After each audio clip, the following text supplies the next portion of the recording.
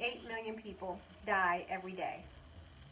Each and every one of us is only a degree away from separation, death, the loss of a loved one.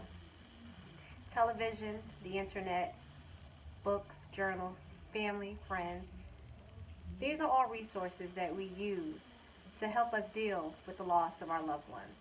But are any of them truly right for you?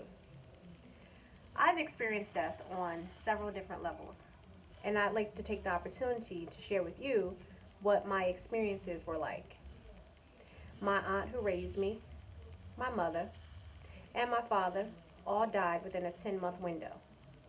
Through this journey, I learned how to deal with the loss of my loved ones, and I'd like to take you down my path. Being educated on dealing with the loss of a loved one comes in different forms. First, I'd like to share with you acceptance, ownership of dealing with that loss. Second, I'd like to touch on investing positive energy back into yourself, becoming whole again. And third, I'd like to talk about closure, how to move on, and what that might mean for you. According to GriefSpeaks.com, 8 million people suffered from the loss of a loved one in 2003. My aunt passed away from lung cancer. The doctor said it could be 3 days, it could be 6 weeks. It turned out being 3 weeks. I was hurt when that time came. My mother passed away from causes unknown.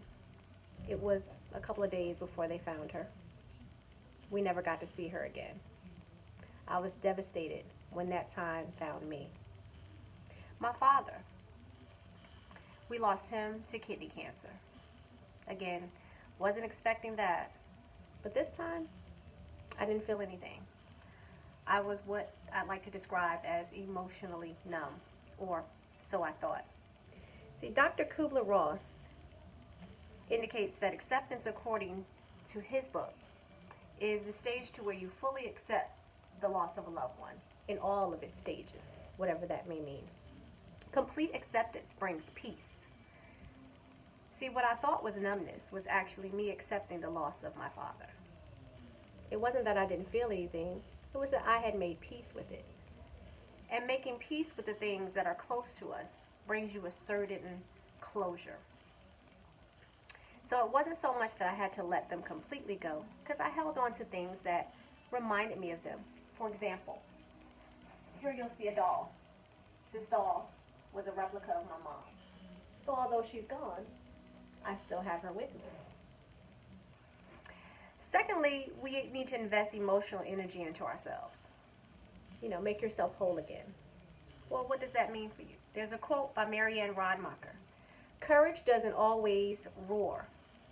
Sometimes it's the quiet voice at the end of the day saying, I'll try again tomorrow.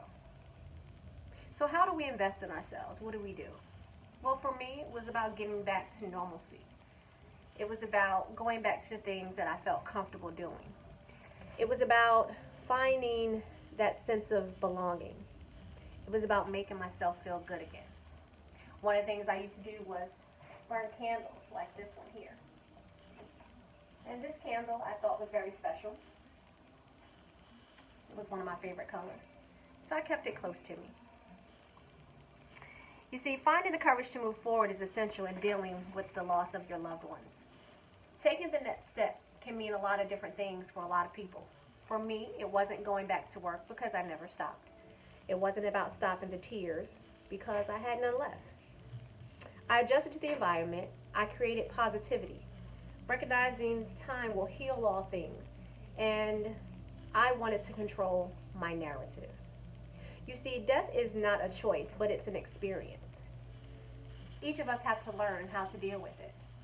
You choose how to deal with it in your own time. Accepting that the person that you once loved is now gone is not easy. And at times it almost seems impossible. Knowing how to encourage yourself can seem daunting. And moving on can seem like not a chance that it's going to happen. According to BusinessInsider.com, there's a 30% chance that you may make it to your 30th birthday. And if you've already done that, congratulations. See, the fact is, all of us will die one day. It's just a matter of when. So wouldn't it be comforting for the people that you leave behind to be accepting that they've lost you, to be encouraged that they still have a piece of you, and to be motivated to move on without you?